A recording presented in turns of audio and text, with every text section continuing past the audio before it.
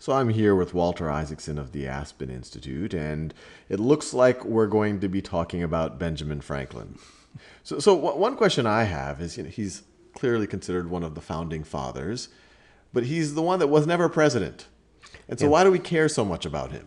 He's the unintimidating founder, the one who winks at us from history's stage. He's older than the rest, so by the time we have a country, he's in his late 80s, a little too old to be president. But he's the one the glue who brings us together. He also helps invent the American character, that sort of spunky, chatty, populist, democratic person who wants to bring people together and form a new type of nation based on the unity of various different types of peoples and ethnic groups. So he gets that America is going to be a middle class nation, more even than George Washington or Jefferson or Madison or John Adams, who are much more from the elite. This is a shopkeeper. He's middle class. And so just to get a sense of his life, we have a timeline up here, and I drew the timeline ahead of time because I do find it confusing. I mean, he wasn't in America his whole life, and he wasn't in one town his whole life. Yeah, he was, he lived 84 years, and he was America's best scientist, inventor, diplomat, writer, business strategist, and one of the most practical of our political thinkers. And he does it in various phases of his life. He's born in Boston, the 10th son of an immigrant, of a Puritan refugee to Boston.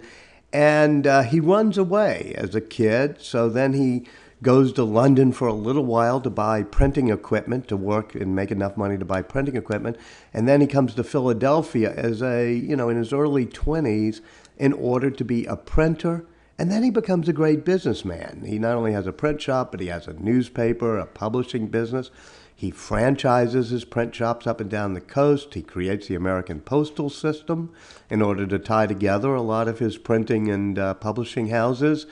And then semi-retires in Philadelphia to become a civic leader, to do things like his electricity experiments, which were very important, but also to do things like founding a lot of civic groups, like what becomes the University of Pennsylvania. And so most of that period, he's become a middle-class shopkeeper and then become sort of the head of the good business group in Philadelphia. And this is a pretty interesting period because as he likes to recount, he kind of showed up in Philadelphia penniless at a fairly young age, and then over this time period, he becomes, as you just mentioned, kind of a leader of his community. That is another reason why he's the American archetype. He's our first self-made man. He's a Horatio Alger myth, the rags to riches. He does take great pride in his autobiography, talking about coming into Philadelphia with only 3 coins in his pocket, all bedraggled, and yet his remarkable rise in the world, he calls it, when he opens a print shop, does the newspaper, creates Poor Richard's Almanac. Suddenly, he's the most successful business entrepreneur in all of the American colonies. And that's the first time we've ever had in our history a person who was just a poor runaway become one of the richest and most successful businessmen.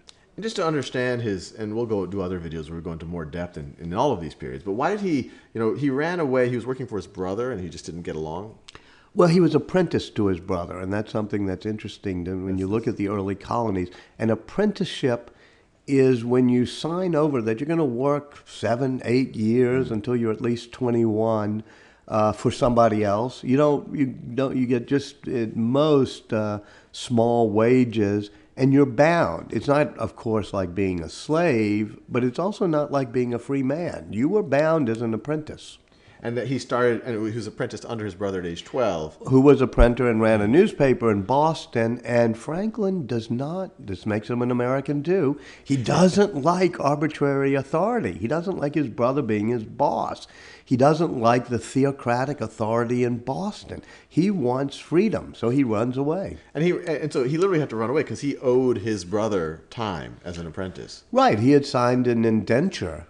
He was apprenticed to his brother. He could not legally leave. He actually pulls off a little trick on his brother because his brother has to pretend that Ben is running the newspaper because his brother's in a little bit of trouble. So with that trick, he knew that his brother could not send somebody out to capture him. Late at night, he runs away by sea, leaves Boston, and ends up about a week later, bedraggled and wet and almost penniless in Philadelphia. But then he immediately goes to London. Why does he go to London in this time period, right? Well, he wants to be a printer. And this is the good old days. There are about 10 newspapers in Philadelphia. He wants to make the 11th. He wants a print shop. He had worked for his brother as a printer. His brother was a printer, so that's the trade he knew. But in order to be a printer, you had to have a printing press and fonts and stuff like that. So he runs away to Philadelphia to set up shop, and he realizes he needs to buy the printing equipment. Yeah. And he wants to go to London himself to get it. And one of his backers in Philadelphia, an older man he met, said he would pay for it, but the guy reneged on the deal. So Franklin goes to London and has to get a job there in order to make enough money to buy his printing equipment. I see. And that's why he had to stay there, get the equipment, come back, and that's kind of what launched his... Yeah, and then he comes back with his printing equipment a couple years later, and that's what launches him on his career as a publisher and printer.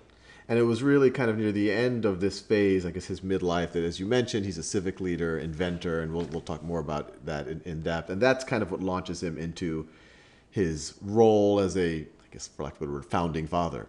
Well, exactly. He becomes a civic leader in Philadelphia. He becomes a bit of a political leader in Philadelphia in the Assembly. And then Pennsylvania, as a colony, decides it needs an ambassador to London because we're having all the problems with the British Parliament and their ministers, and they're imposing taxes, and they're doing all sorts of bad things. And so he's like being an ambassador of the colonies to London. He was appointed by the Pennsylvania Assembly, but 4 or 5 other colonies, Massachusetts and others, decide, well, we'll use him too. He'll be our ambassador as well. You got to remember, we were not one country back then. We were just a collection of colonies. So each of the colonies had to decide who to send as their ambassador. So he spends a lot of time, really over, almost a 20-year period off and on in London, acting as an ambassador of the colonies, trying to keep us together as an empire, prevent the American Revolution. But in 1775, he basically fails, comes back to Philadelphia in 1776, becomes part of the Continental Congress, and helps write the Declaration of Independence. And then right after they do it, he has to go to Paris, even though he's a bit old by then, because in order to make the Declaration a reality, we had to get France in on our side in the war. So there's about 9 years in Paris, acting as an ambassador to Paris, and he's successful in getting France in on our side in the war.